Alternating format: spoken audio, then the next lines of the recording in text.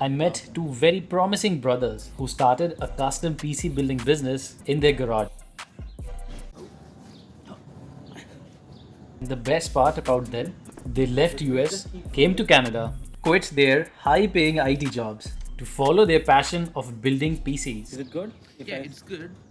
Do you want to move it a little bit on this side? Because yeah. I know this will come as a shock to many, like who in their right minds will leave the comfort of a high-paying job to start a business that they had no idea will pay out or not. That's what makes the story so interesting that it begs to be told. So brace yourself for the story of two hustlers, Kunal and Paritosh, and their baby, Frankenstein.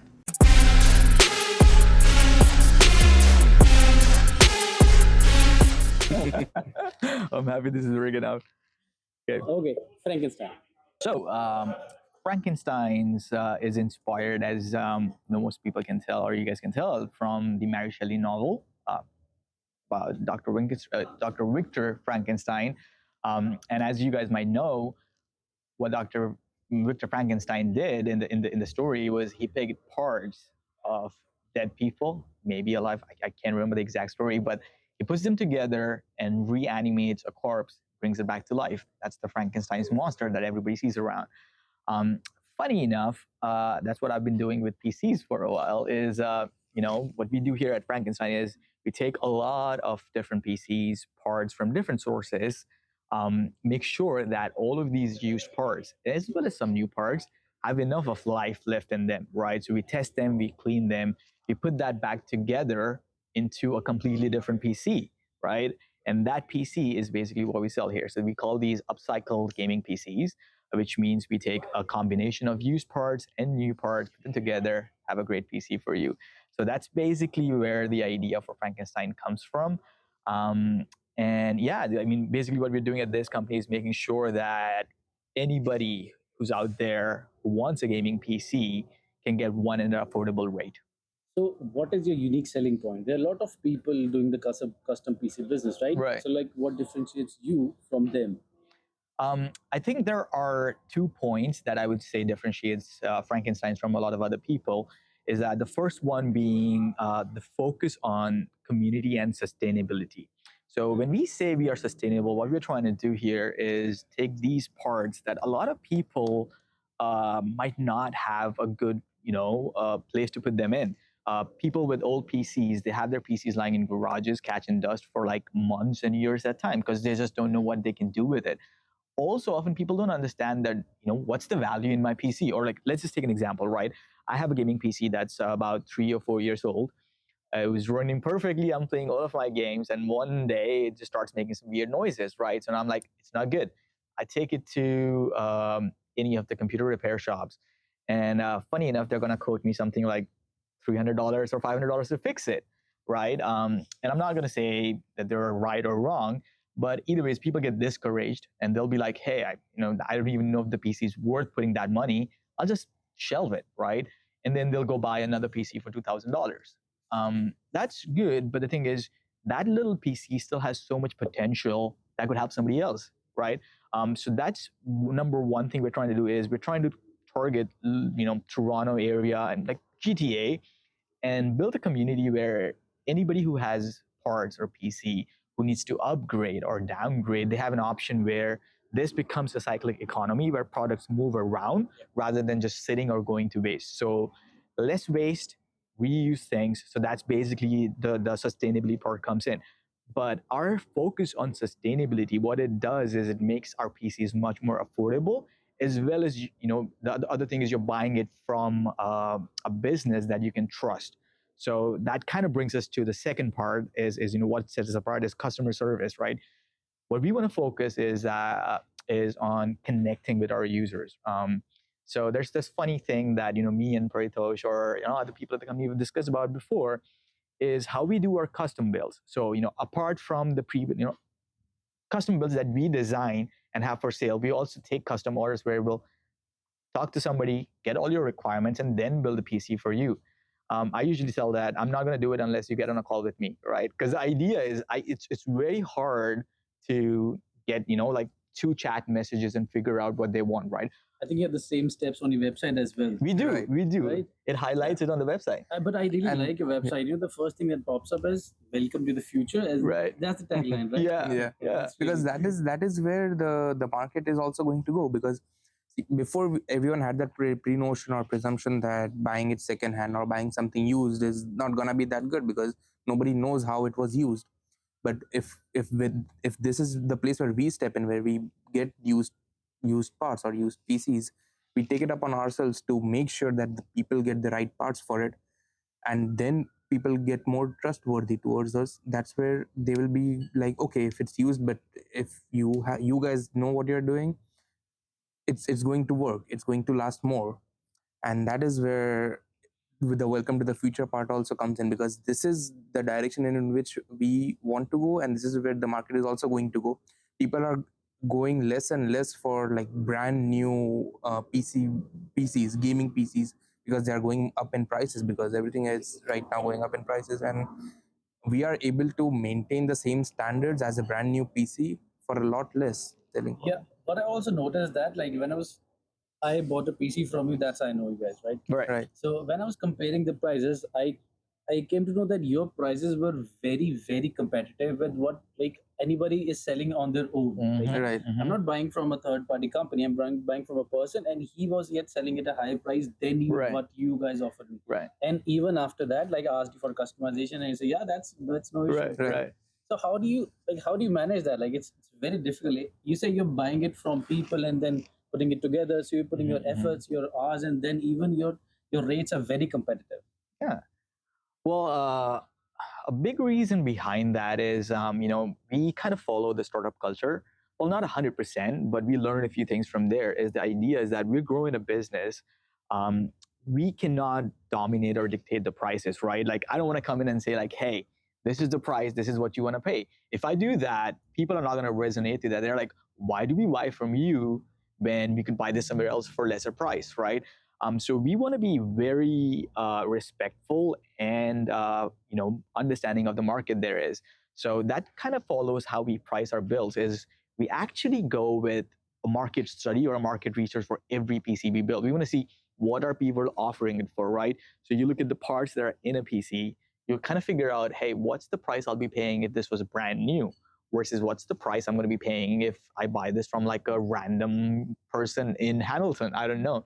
Um, so we take that range. Let's say for a particular PC, the brand new is $1,800, right? And the used ones are maybe around 1,200, 1,400, up to 1,600. Like there are people who are selling it pretty close to what a new PC would cost.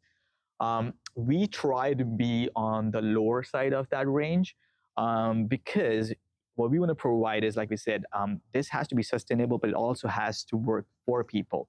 If it's not working for people, the business itself is not going to be sustainable, right? I might be able to sell a couple PCs here and there. I might be able to survive for a year, but beyond that, they're like, people are going to be like, why? This is a waste of money. So that's what we try to do is when we are building things, we know what kind of a price thing it's going to hit. So we buy parts accordingly, and all parts we pick, what we try to do is we make sure that they are really high on compatibility. And this is also where the different customizations and different price points for different builds come in. Like if we took the 13th gen processor and paired it with a 3080 Ti or 4000 series Nvidia graphics card, that would be somewhere around, like, let's say $1,500. Okay, but taking the 2060 and pairing it with an older generation processor, that is where the price point drops down to 800. Someone who's looking for a good enough PC, who doesn't have the budget of like 1800, so we took the PC what we got and then split it into two different PCs, and we made the PCs affordable for two different price groups. That is where covering more demographic of people comes into place. So easy, like you offer great service. After sales is also great, and easy you give merchandise as well. Like I saw this Frankenstein that you gave me. Yeah.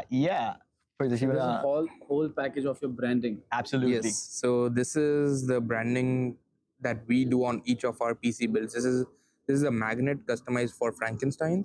So we have our company's name over here. We have the logo, and on the back of it, and because it is a magnet and we sell PC cases, right? So this, you don't have to stick it anywhere. It's just Yeah. gonna get stuck. It won't be permanent. You can move it around if you want. So this is the magnet that has the company's name, the logo on it, and at the back of it, we have our QR code. This leads people directly to our website. Yeah. And below that, we also have the build number. So the build number is the unique SKU or unique build number that we give for all of our different PCs. So it won't be the same for everyone. So people will be basically be getting this. They'll have their build numbers. So they So can, yeah, we can- whenever yeah. exactly whenever they have any issues or if they want to trade in their PC again back to us, or if they want to reach out to us, so they can just tell us the build number. We have our sheet. We'll just look it Yeah, up, so we'll exactly. exactly know what PC people are talking of. Yes, if anything goes wrong, they know, okay, here's the thing. Exactly, and This is the contact this you. will always be Yeah. on the PC. So if Yeah. something is wrong with the PC, you know where to look on the PC. You just flip it, you'll see our QR code. Yeah. It will directly Awesome. link you to us. So yeah, this is what the branding that we do. And But actually, who came up with the logo? Like, this is really creative.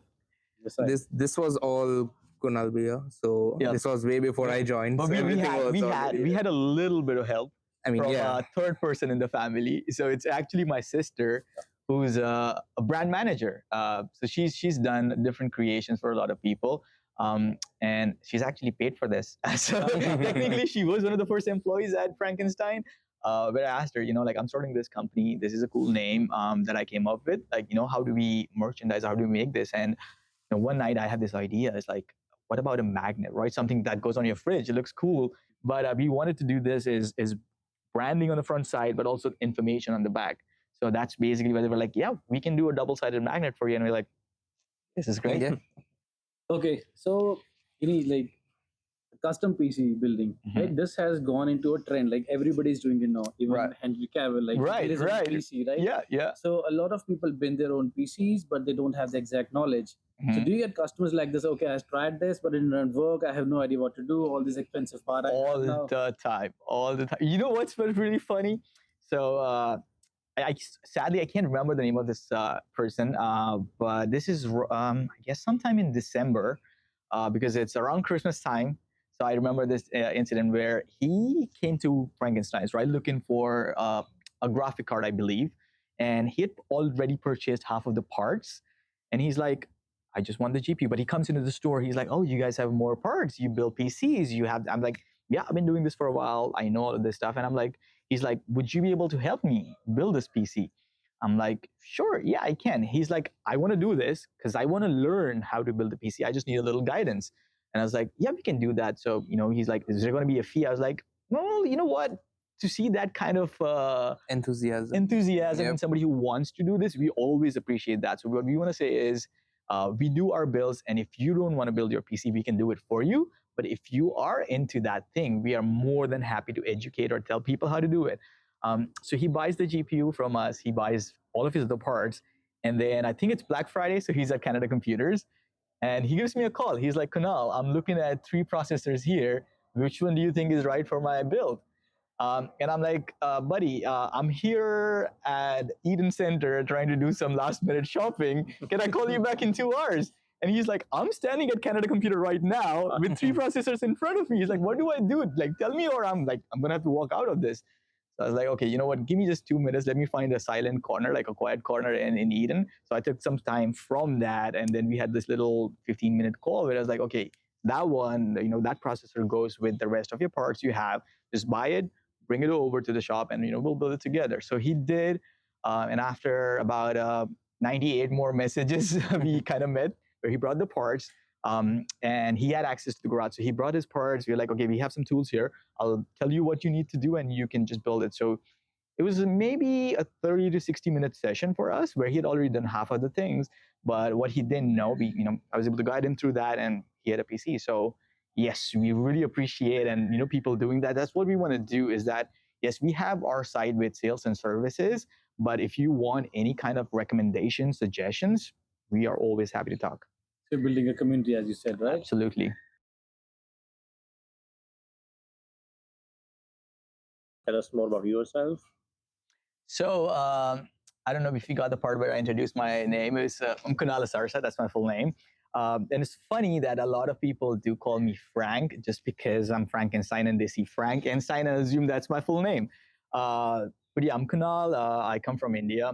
I've been a software engineer for about 7 to 8 years.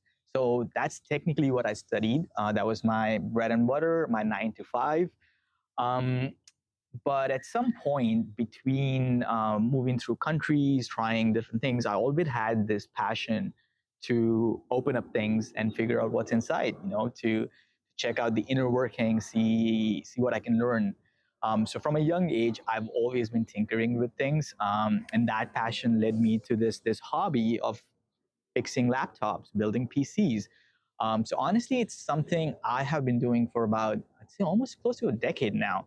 And at some point, while I was doing my 9 to 5, working with software mostly, so I do coding or programming for like 2 or 3 different companies. I just felt that there was this need where I could take something I know how to do, like all of my experience, my time in building and fixing these PCs, and turn that into a business. So that's how apparently, like, the timing was such that I had just moved to Canada, and it's right around the pandemic time, the prices and the trends for graphic cards So when going did up you and move to down. Canada? So I moved to Canada in 2020, February 2020. So like I came here right when COVID hit. Yeah, I was like, we just came in March 2020. the same for you, yeah. Just So before COVID. exactly. It's honestly it's an interesting time to be, because I've done immigration to a country before. Like I used to stay in the States. Yeah. I used to So you just follow the same path as your brother. That's right? what I, yeah. You're the same path. we Yeah, we both did the did, same we thing. did. So I'm Paritosh here, and I also did my bachelor's and master's in computer science. Did my bachelor's from Mumbai, master's from New York. 2 years of work experience, 2.5 years of work experience in the field of computer science, and yeah, that's what I followed and came over here after 4 years. So he came in Feb 2020, as he was saying, and I literally came over in March 2024. So This begs to ask me this question: like, you both of them from states moved to Canada, and you're like, you find it better here. Can you just like dwell into that part? Yeah, I mean, look at all of this. I mean, you guys have been here in Canada for a while, so have we. And I don't want to say negative things about the States, but everybody knows that there's a little difficulty in kind of settling into that country, or having a safe and secure future, because their immigration policies are a bit tight, especially for people coming from India. Yeah. Just because the way they give out visas, or they have these quotas where if they have X amount of seats, the number of applicants trying to get those visas, green card or whatever, is insanely high, right? So staying in the States and trying to make it big, it's not an easy thing. And a lot of people get stuck in that loop, right? They're like, hey, I'm going to get a house. Like, this is a real story. I have a friend who didn't buy a car for 2 years. He had the money. He's making over 100K USD. He has the money. He can easily buy a car. He didn't buy one just because he wasn't sure if his visa was going to Yeah. get through. And he's like, I don't want to buy a car, be thrown out of the country in 6 months, and then I don't know what to do. So a lot of your life decisions are based on your immigration status.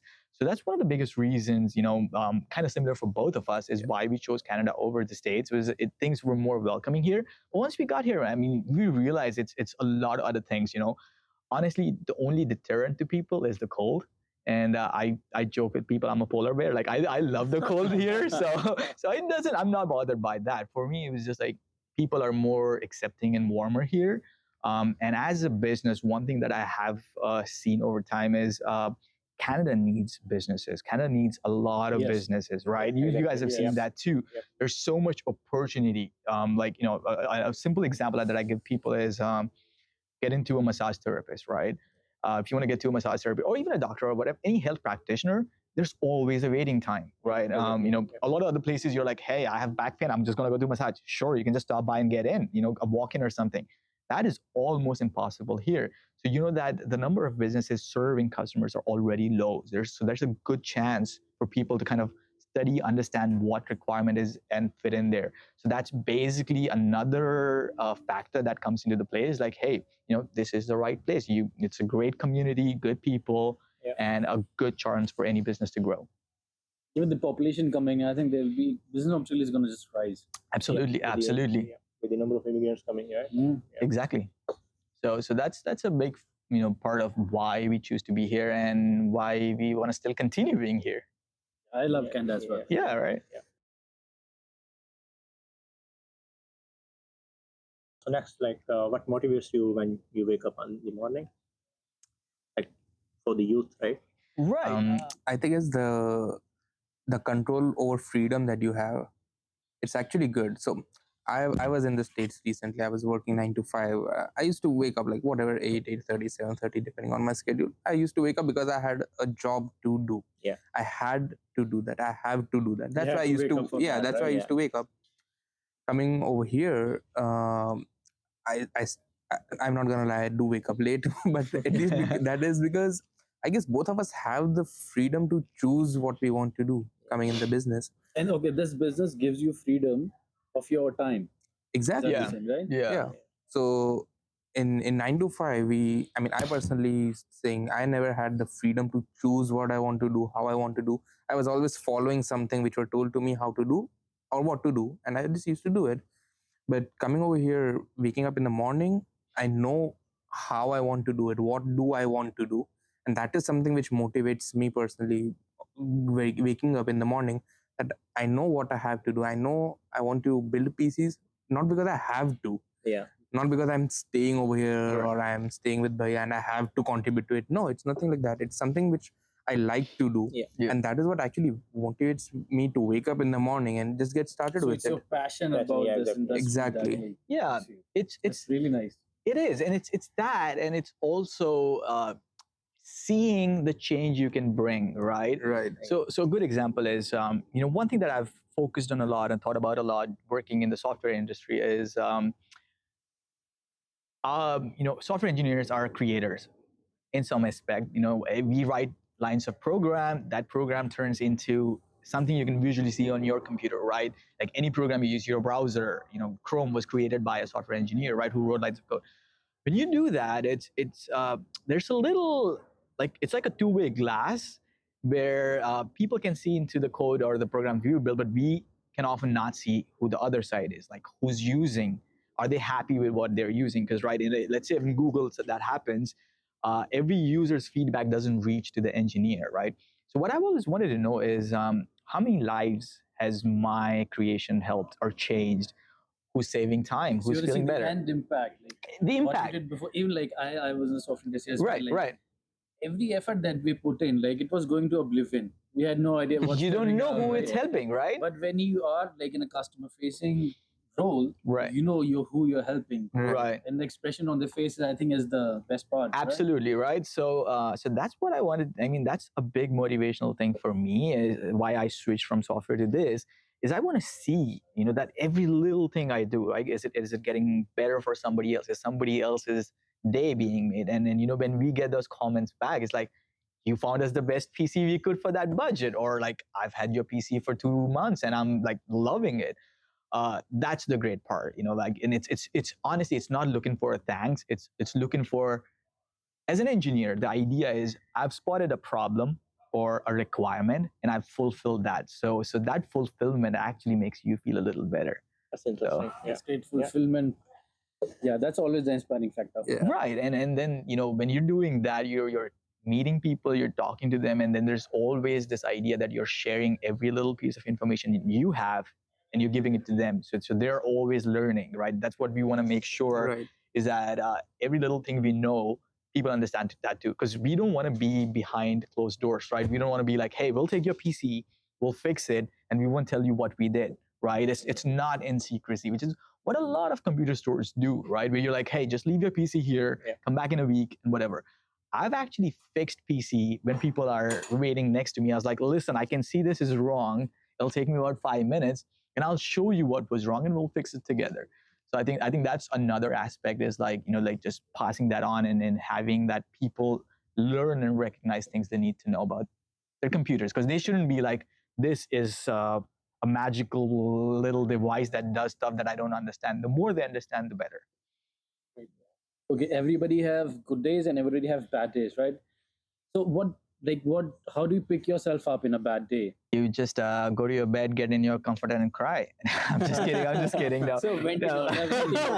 Yeah, no. I mean, it's an easy way out. But what I would say is, for people who are aspiring to start something, what I've experienced over time is starting something, creating something in the world that doesn't exist. There's always going to be a little bit of friction, right? You'll see that friction from time to time. Things will always not work out, right? And that happens every day. Like we talk, like what was something that went wrong today, right? And we'll sit till 2 a.m. in the night discussing, because what we want to make sure is that there will always be things that go wrong, but can you learn, can you understand what happened, why, and can you bounce back? But honestly, like for me, it's always things like somebody saying, hey, if you guys were not doing this, I would not be able to have what I wanted, right? That's basically the motivational factor. That's the part that I got to keep doing this because there's somebody out there who needs what I'm doing.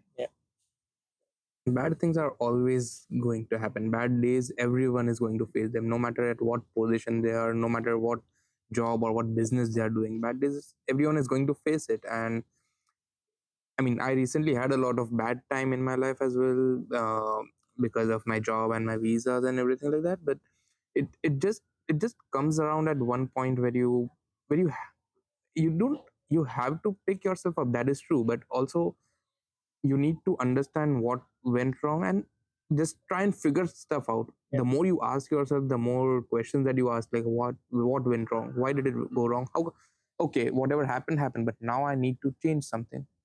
I definitely need to change something, and what exactly is it?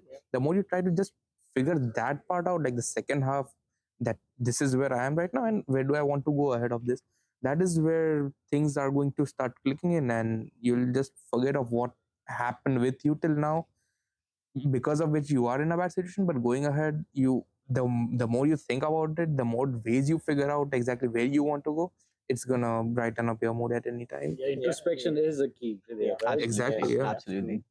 And it's not that you don't have to think about your bad days, because it's not gonna happen. It's just human nature that you are going to think about what happened. But just it happened for whatever reason it was. That's it. Life goes on. Yeah, you just look for that little It's not gonna sunshine. stop. Yeah. You can just improve it, right? Absolutely. Okay, in next segment, like think about it for a minute and answer me, like what advice would you give your younger version of yourself today from the experience that you have been so far? Well, the thing I would have told my younger self would be like, hey, if you have that little idea in your head that says, hey, this is what I want to do, but it sounds a bit risky, just go for it. I would say, like take that risk, take that leap of faith. Because what's going to happen from there is you're either going to succeed or you're going to fail, right? And like we talked about this before, failure is nothing but a chance to learn what went wrong and how to do it right? So it's very hard to say what's the right time to do something. And then it kind of applies to a lot of things. Even dating, a lot of people are like, when do I pop up the question? Honestly, I don't think there's ever a right time. It's just, if you have that gut feeling that this is the right thing, or when you have, also it's I'm not saying, it's not about taking blind actions, right? It's not like, hey, I'm just gonna quit my job and just like now try to figure out what else I can do with my time. So yes, no, it's a little bit of thinking what things are going, but also not overthinking at the same time. Is like, hey, if you feel like you have enough thought put into something and you're ready, just go for it. Okay, a lot of our listeners are like somebody who wants to start a business, Right. So here in Canada, if you have to define a roadmap to anybody who wants to just start a business here, like what advice or what roadmap would you give? Well, for me, the first and foremost important thing would be try to figure out what's needed. Like that's a simple answer of question to ask. Like, what does today's world need? What do people need that's not available? For any kind of startup or any kind of business, any idea, people know that here's the thing: you have to understand what's different about you, but at the same time, somebody has to want that thing, right? Unless you are a creative genius like Steve Jobs, and you're like, doesn't matter if I make something people want it, I'll make people buy all the Apple phones because I can do that. I can bend reality to that extent. Yes, there are going to be people like that, but if not, what you want to make sure is you are good at understanding what people need. So one thing, what we talked about is I personally love like understanding the human psyche, or like what goes into people's head, right? The better So I you say understand you that. can read people's mind? Sort of, I would say. Because if I wasn't, I wouldn't be able to create the PCs, because our PCs are designed to catch somebody's attention, right? And for me to be able to design a PC, I need to know who wants this PC, right? Um, I'm not always right. Sometimes you're wrong. But the better you are at understanding, right? Like, for example, right now, our brains are working like, what's the economy like? Where is it headed? Where do people want to put their money? Do they want PCs that cost $300? Do they want PCs that cost $3,000, right? Do they want a PC with a lot of lights? Do they want PC with no lights? Do they want a white PC? Do they want a black PC? The more you ask those questions, right? What do people want? I think that is something that helps you understand that, yes, if there is a requirement in the society for something, I can provide that as a business.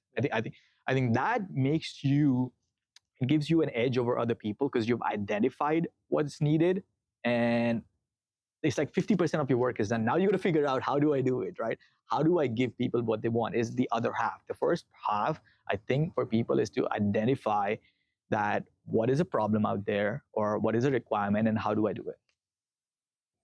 So next, if you have to make your business for 1 billion, so what's your plan and what's your next steps to make it? I would say finding $1 billion, I guess. But to make money, you need money. So I think, so unlike a lot of other startups that you see, especially in like the Silicon Valley, or at least tech sector, they start with a lot of VCs backing them, right? And which means they've raised a lot of money to get to that point. Yeah, it would like Microsoft as well. Even though they started in a garage, but they had like wealthy backing. Absolutely. And I've worked for different startups in the tech industry, and I've seen the fact, they started with a couple $100,000 to a couple $1 million, right, to get big. For us right now, as we look at the growth for Frankenstein, I think that is one of the big steps, is making sure that we have enough investment of some sort for us to kind of grow to a bigger size, and maybe pray for the market, the housing market, to crash, because the real estate in Toronto, man, let me tell you, that is another story. Like, we can do a whole episode on that. It's just talking about the real estate in Toronto. Print G print easy के बारे में जो मर्जी बोल लो यार, क्या फर्क पड़ रहा है? क्या भाई ना परेशान कर, तू बोल यार, तो शुरू कर दे बस। नहीं, कोई प्रॉब्लम नहीं।